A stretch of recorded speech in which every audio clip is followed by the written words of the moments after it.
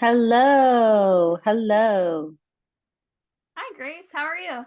I'm well, thanks. How are you? I'm doing well, thank you. It's finally a Awesome. sunny day, not raining in Maryland, so that's nice. Awesome, awesome. Well, I am in Barcelona, Spain now, back here and settled, and super excited to chat today because I went to the International Social Media Summit last week, and that was so much fun. So, yeah, That sounds amazing. I can't wait to hear your recap on that.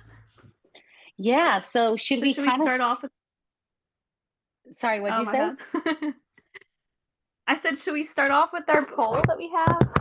Oh, yes, let's do the poll. So, for anybody tuning in today, we are going to settle a debate of how everyone prefers to spell e-commerce, just because as a copywriter of 13, 14 years, I'm super anal about spelling. And I just noticed this is like one of the words that everybody spells differently. Everyone has their own preference. Grammarly says it's e dash, but I just want to settle that silly debate. So the surveys in the chat for anyone who would like to submit their vote.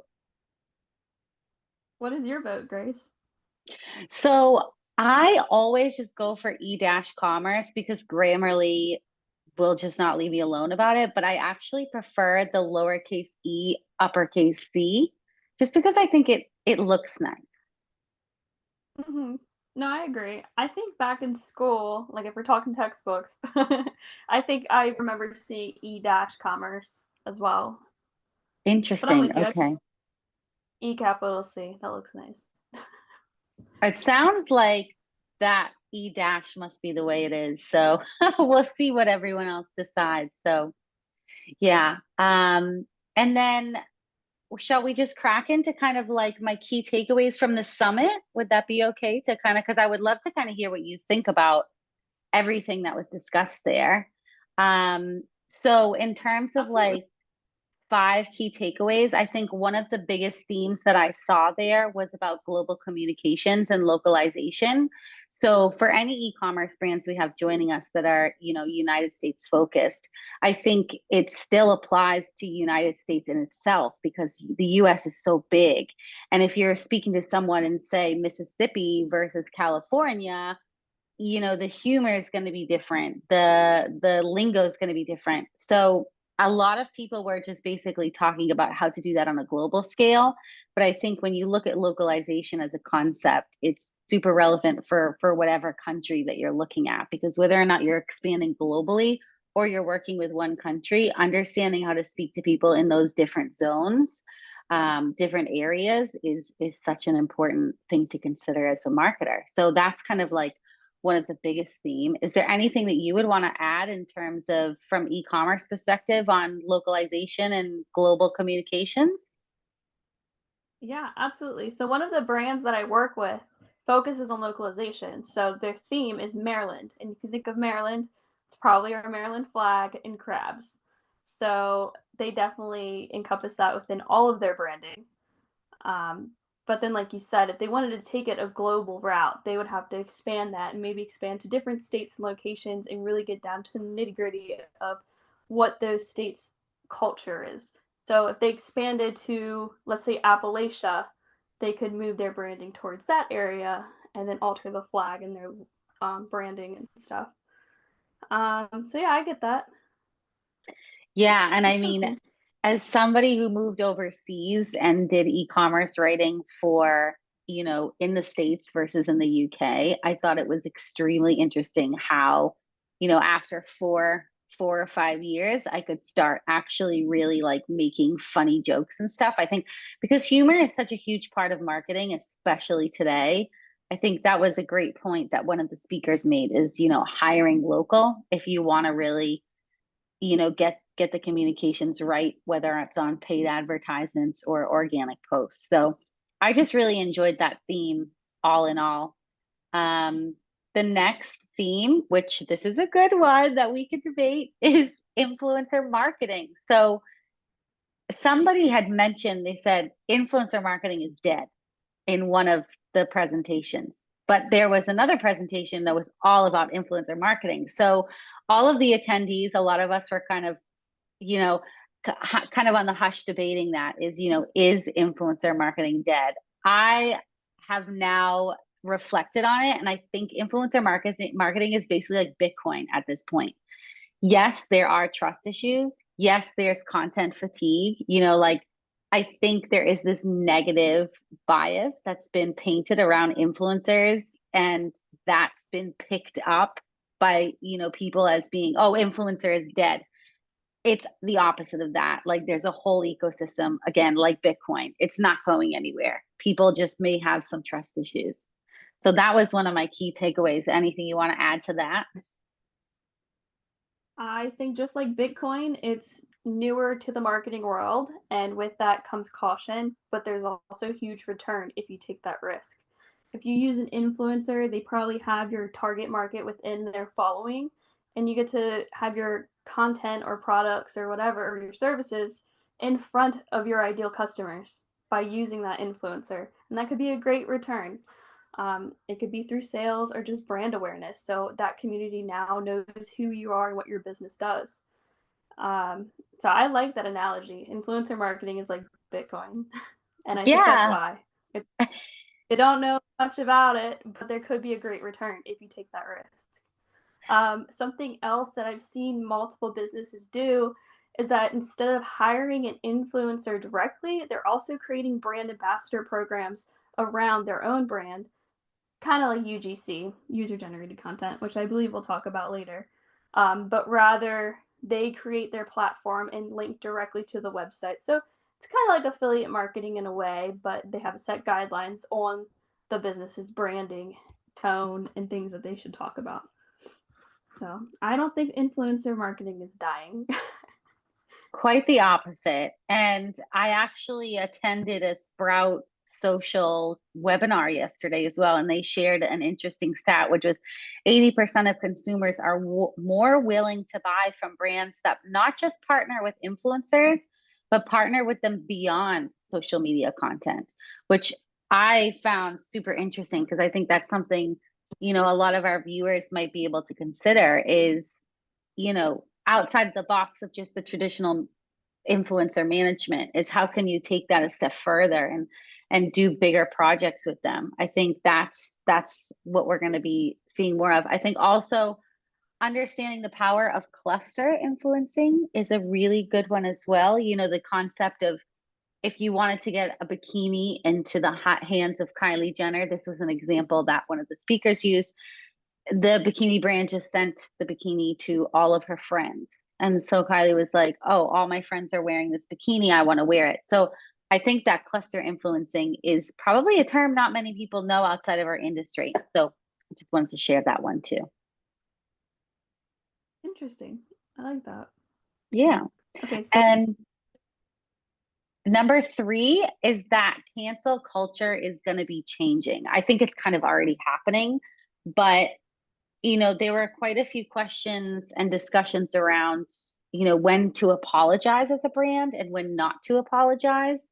And I think that's what I'm seeing more of, both at the summit and in the discussion is that it's going to be less about brands having to just say, oh, sorry, we did that. And we're going to start seeing more brands actually saying, we're not sorry we did that. That is exactly what we wanted to do. That's what our values align with.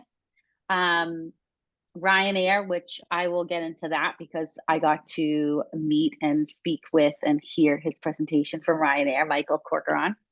But yeah, so that was something that he actually pointed out is that, Ryanair, they are unapologetically who they are as a brand. And I think we're going to see more of that, brands having stronger values. I think there's just been this big shift that we're now expecting brands to be, a certain level of upheld, like being sustainable, being diverse, all of these kind of things that now we're seeing that shift into brands don't have to apologize unless they really feel like they've done something wrong. So that's my 2 cents on that one. What do you think about that? I think we see cancel culture within marketing used every single day. Like if I could count the calendar backwards every month, I could name probably 3 to 5 things that went viral on social media that sparked outrage. because outrage does sell the most. It gets people talking, people keep sharing it, having their opinion, they stitch it on TikTok, they add their comments on Instagram. This month, it may have been the last 2 weeks. Is his name Lawrence Thomas, the actor who was on Joe Rogan about his new technology and stuff like that. I know that's going viral right now. Is his name Thomas Butker, the guy who had the speech recently? I don't think I've seen that one on my feed, so I'll have to catch up on that. Well, you are in Barcelona. No, just kidding. I'll have to forward you that. I know his last name's Butker. I don't remember the first name. And then another one that was going around. Man, I just had it on the tip of my tongue. The Lawrence guy, Butker, and the debate between Drake and Kendrick, like a rap battle type of thing. That's That one been I've all heard over. about. Yes. So outrage definitely sells the most. It gets shared the most, and that culture is there. And like I know I've seen all that stuff on my feed without me even interacting with it, probably 10 times each within the past few weeks. I I know cancel culture is there for a reason, but I am happy for brands to stand by their beliefs and values because everyone has a right to an opinion. And by standing behind your values, you open yourself up to a market of those people who align with your values. Um, like Dove. When I think of Dove, I think about their branding campaign of everyone, no matter your type of body, can use their products. It's a representation of all people can use their products, and I love that. So I would be more inclined to purchase Dove over probably another brand because I align with their values probably more than others. I don't know. If that makes sense. Yeah, and I think that's really the point that I was kind of trying to drive home. So thanks, because I think it's the idea that, we used to be worried. I know I used to be worried as a marketer of, oh, I don't want to offend anyone. I don't want to step on any toes. But I think we've come full circle now. And I actually remember asking a CEO at a fireside chat this exact question is, do you stand up for your beliefs? Do you risk offending someone else? And she said this to me, I think it was 5 years ago. She said, no, absolutely stand on it as a brand. That's what we represent. That's what our values are. So I think that's something I know myself as a marketer, I've massively shifted on that opinion. And I think it ironically, or not ironically, but it almost lines up perfectly with some of the life lessons that we have as humans. Who are you? Who do you want to be? Okay, now go out there and stand tall in that person that you are and what you stand for. And I think that's now just rolling over into brands. So it's an interesting conversation that I could go on for quite a while about. But yeah, just to any e-commerce brands, don't be afraid to hold your ground. And if you feel strongly about an ad or a post that you do not want to apologize for, then you do not have to stand strong in that. Unless you have done something really wrong, then yes, apologies when they are due is still needed. So the fourth one is just that content is king, data is queen, and AI is the joker. And I'll explain that a little bit. Just because content is king, we all know that. Data is queen because you have to have your data to analyze it.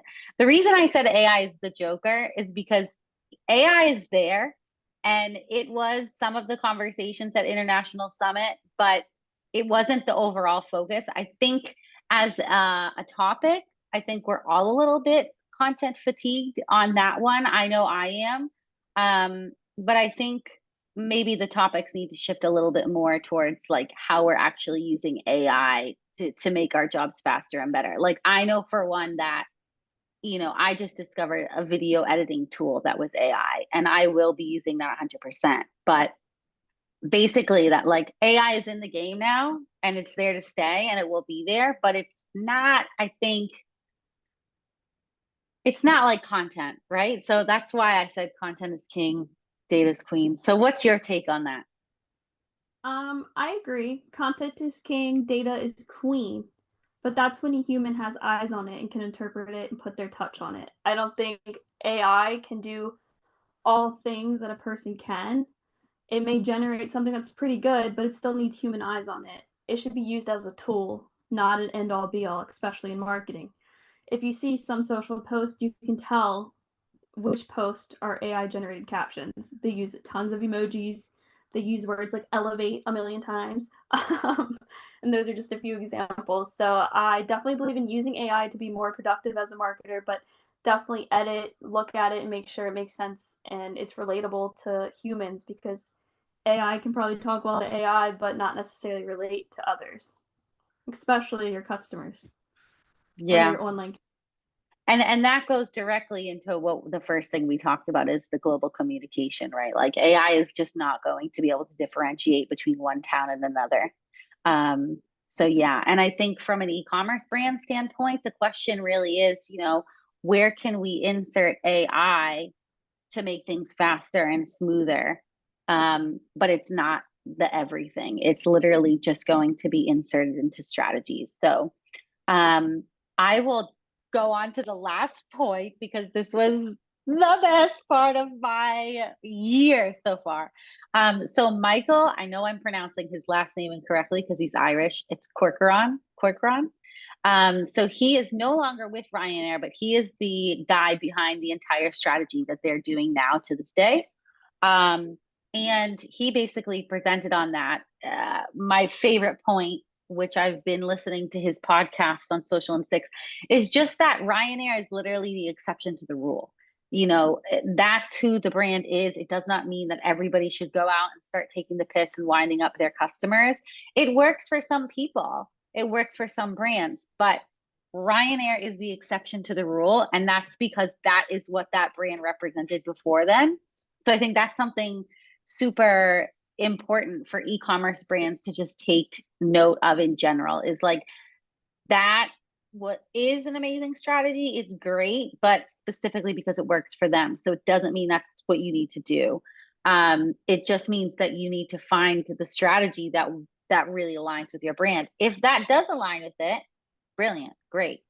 What I wanted to highlight was the question that I asked him after the panel, which was, right, you guys are creating this insane amount of content. Did you use a task management system? And which task management system did he use? And do you know what he answered? What? He said Google Spreadsheets. Oh my gosh. I know. So here I am using my ClickUp over here. I'm like, oh, I'm at the game. I could not believe this. So he said, we do not use a task management system. We use spreadsheets.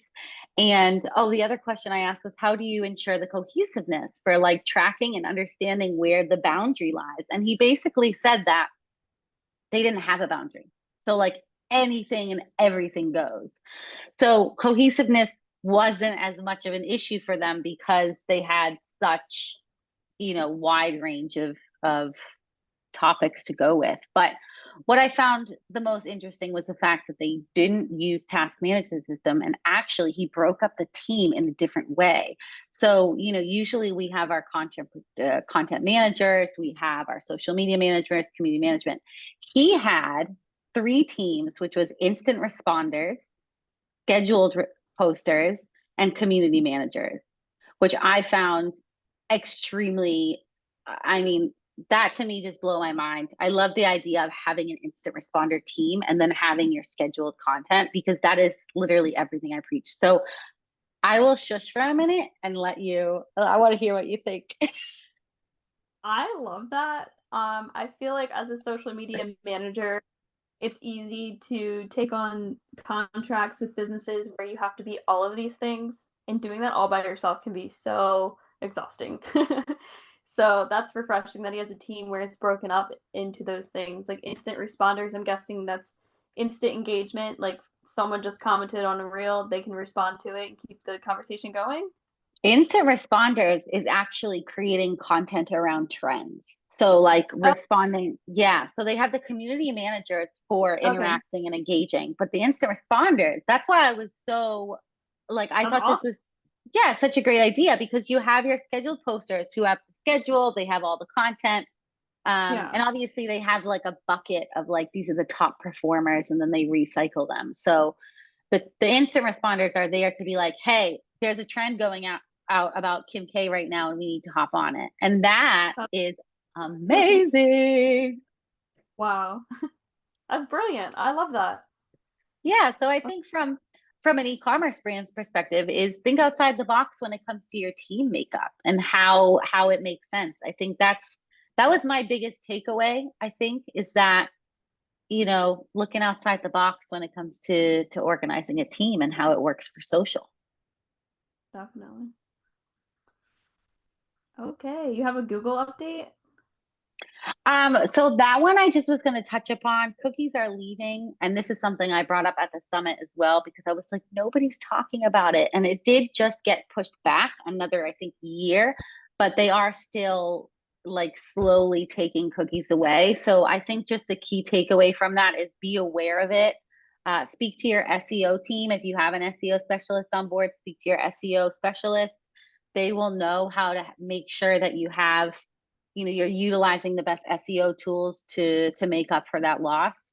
So I think that's where we're at right now with it. So just be aware of it because nobody is talking about it, but it is going to happen very, very soon. So yeah, just be aware of it. Speak to your SEO specialist, and also from a marketing strategy point of view is you don't want to be depending on those third-party cookies, and you want to start looking at your strategy and dispersing things so you can start collecting data, doing your retargeting without having lost that, point of data reference point. So Awesome. I actually have a Google update as well.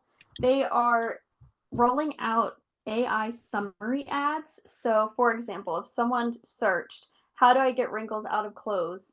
Beneath it would be an AI generated suggestion. And then there's a sponsored section with a carousel of ads underneath of it. And it's completely AI generated. So, definitely look into that and incorporate it into your paid search because AI is here and it's going to stay.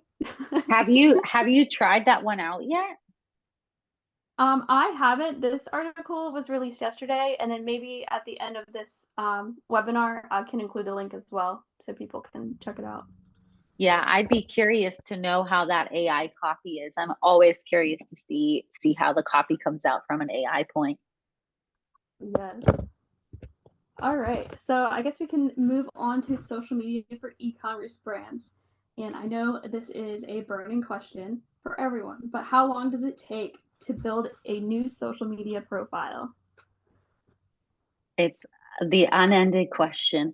For me, I think my answer is usually you're looking at about a year to get a good momentum of going. You have to be patient. I think a lot of people think that they're going to set up their accounts and they're going to start posting content and it's just going to roll. And the reality is it takes time. Don't be daunted by, one person showing up to your live. Crack on, keep doing it. I think that's part of the process is setting yourself as a thought leader. I remember I read somewhere that it takes 21 days to set a belief, set a habit, right? And that applies to social media. If you talk about the same thing for 21 days straight, people will automatically associate that topic with you. So, and that's for 21 days, right? Um, so I would say just don't get disheartened if you start and you're not seeing thousands of followers within the first few months. That is to be expected. Be patient, be consistent, focus on quality, keep going, get the snowball rolling. That's what I would say on it. Exactly. I completely agree. I would look at about the year mark. There are some different tactics that you can use and things that you shouldn't do to grow your following, which we're going to talk about. So, Grace, when it comes to social media, what do you think about followers versus engagement rate? So I usually say that if you're getting a 10% engagement rate to follower ratio, that's a good place to be. But that is just about industry average. So I would much rather work with someone who has 2,000 followers and gets, 200 likes versus there are plenty of people out there that have 300,000 followers and get 2 likes. That's what I would say on that. Like it's a vanity metric, but the engagement gives it away in terms of if your vanity is actually real or if it's a bunch of bots. Exactly. And our next question is if you should ever buy followers. And that goes directly to that. The answer is no, please don't do that. More than likely, they're bot accounts. They're going to get deleted or banned off of the platform. And like she said, you can tell. Like if someone has 200,000 followers and their recent post from this morning has 2 likes, then they're not active followers. They're not engaging. So therefore, you're spending money on a vanity metric that has no return at that point. Now, if they had the 2,000 followers and 200 likes, okay, that's a real community of active followers that you can go into their accounts, see their profile and their pictures, and say, oh, okay, these are real people buying the service or product. I can trust this brand.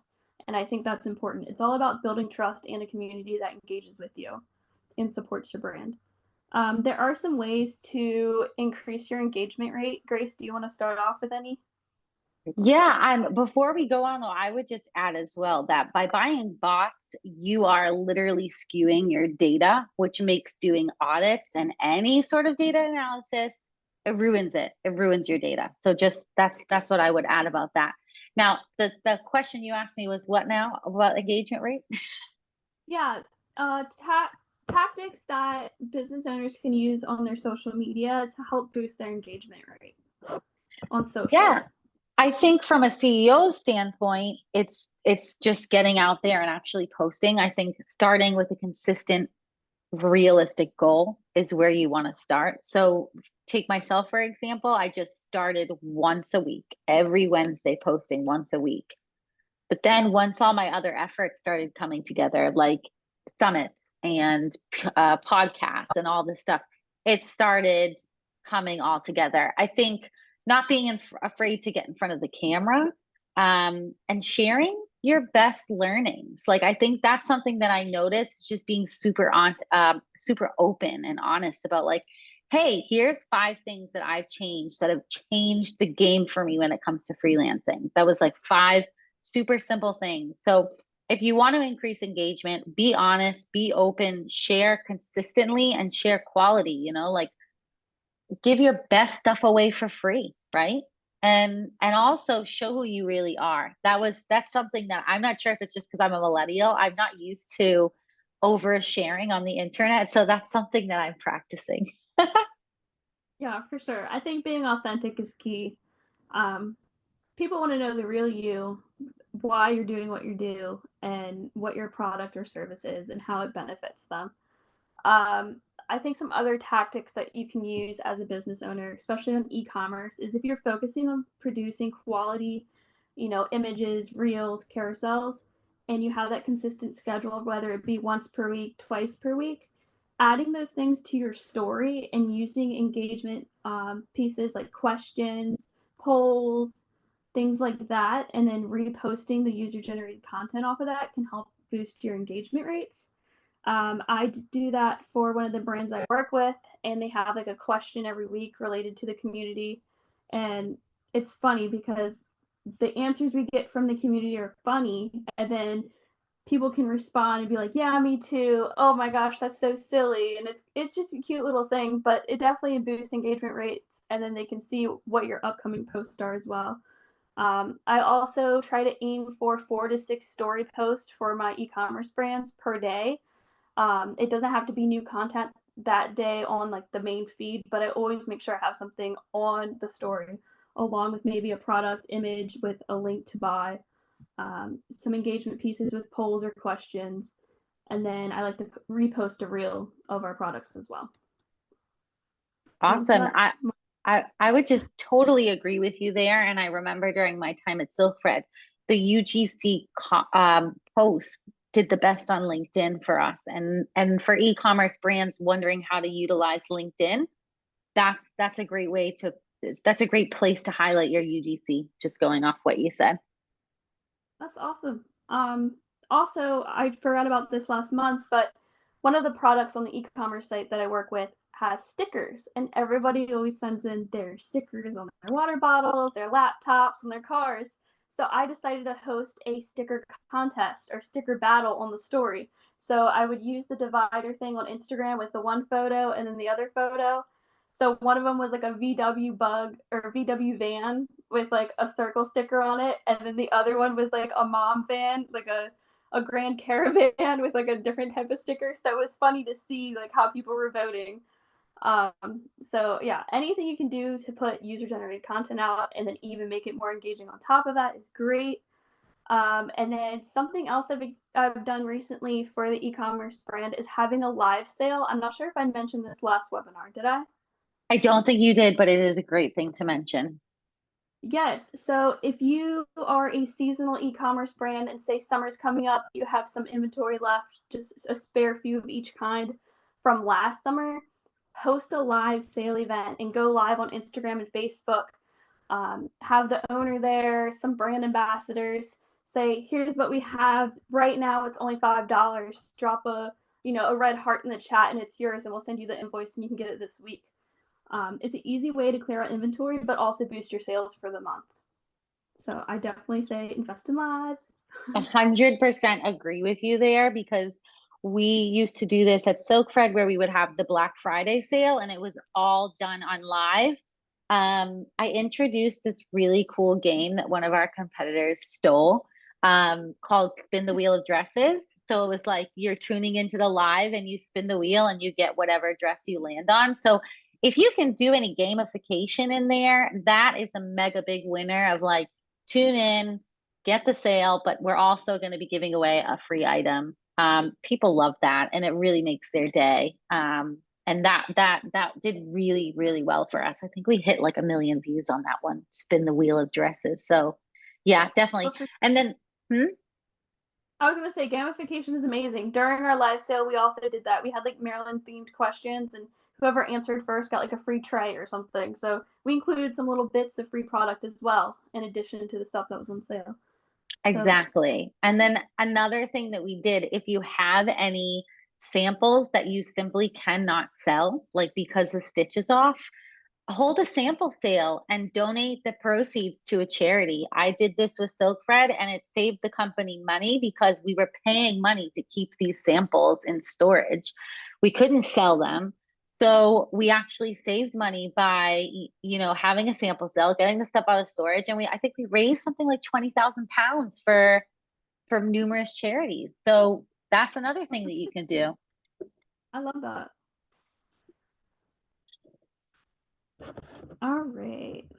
Oh, wow. It's already 1 o'clock. I know we're a little over time, but we still have 7 minutes left. So I say let's just crack on. Let's cover a few more topics. Sounds good. So let's talk about pay-per-click. So what's your perspective on when an e-commerce brand is ready or should invest in pay-per-click, and what are the benefits to it? Well, the benefits are like exposure, reach, more data, better A/B testing. In terms of getting ready for it, I think, where's your organic strategy? That's usually the first thing that I'm looking at, because I want to do testing on organic before I push it into paid. And then I'll do another round of testing before I put more paid behind it. So I think that's the question, is where you're at in your organic strategy. If you're starting completely from scratch, then what I might encourage is having one main image that we test on paid. I would always encourage an intro video, like a summarized feature video that you can put money behind. So that's really, it's never too soon to start doing PPC or any kind of paid advertisements, but if you can do organic testing before, that's what I usually advise. Definitely. I think with pay-per-click, there's also more immediate results than organic social. So if you want to start getting a conversion rate and having people go to your website immediately, that is a good route to go through. I know recently with some of my e-commerce brands, we've started using the Performance Max Google ad campaigns, which do pretty well. I've been satisfied with their conversion rates and click-through rates. I also did it for a remodeling company. So that was pretty good.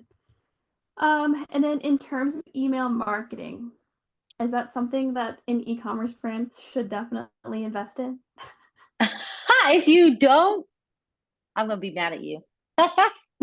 You should absolutely, absolutely, absolutely be doing email marketing. I think the question is how it fits in with your social media strategy. Keep in mind that people, if they're coming from social and following on email, these are people that are super engaged with you. So just keep that in mind, that you're not, well, that you're integrating them, that the experience is integrated. But yeah, you're losing money, like thousands of dollars if you're not sending email campaigns. I was sending out 9 campaigns per week for an e-commerce company at one point. And even I was like, guys, this is too much. But the numbers were showing that it wasn't. They were doing between 5 and 30K in sales per email. So to them, it was worth it to send 9 emails per week. I think taking it a step further is make sure your campaign naming is correct and that your tracking is set on for emails. Make sure it aligns with your social media tracking, and make sure you also double checked automation. Like, is there any automation that should be on and that can be working? Are there any steady campaigns that drive revenue? For me, an absolute winner is back in stock every time. Yeah. Email has a high ROI. Use it. Use and then it. you can part of it with an abandoned cart email, any automations that you can use and implement to save you time, especially if you're a small business e-commerce owner. Definitely put those things into place. I know we only have a few more minutes left, so I want to go over 2 email marketing conferences that are completely free, and they're hosted by Guru. I don't know if you know who Jay Shettleston. I'm probably butchering his name, but I caught the last day, I think, of the email conference last year, and it was phenomenal. It's called Guru, and it is October 16th through 17th. I think Amy Porterfield is speaking. So is Sarah Jessica Parker, and a few others. And then on September 12th through 13th, Guru's Delivered Conference is occurring, and Barbara, the same last name from earlier, Corcoran. Corcoran. It's a hard one. She'll be speaking. She's been on Shark Tank. I'm sure many of you are familiar with her. So I definitely encourage you guys to sign up and register for those free email marketing conferences. They'll definitely help you, and there's tons of free resources and networking opportunities. And then do you want to review over our special offer? Yeah, so Diana and I are teaming up to bring you guys basically a complete full stop audit and implementation. So if you're interested in working with us, get in touch. We'll drop the link below, and basically I will be implementing a digital marketing audit for all of your social media channels, which then puts forward actionable insights. And Diana would then be implementing those onto all of your social media channels. And all of this is backed up by data, and you would be getting, the full report and the full management system for us together. So yeah, if you'd like to work with Grace and I, click below in our recap, and we can't wait to meet and work with your brand. Yeah, I feel like this could be even longer, but we'll wrap it up for today. And you know what? This just means we have so much more to talk about next time. Exactly. So we'll catch you guys soon in June. Yeah, thanks everybody for tuning in, and I'll see you next time, Diana. Bye, Grace. Have a great day. You too, bye.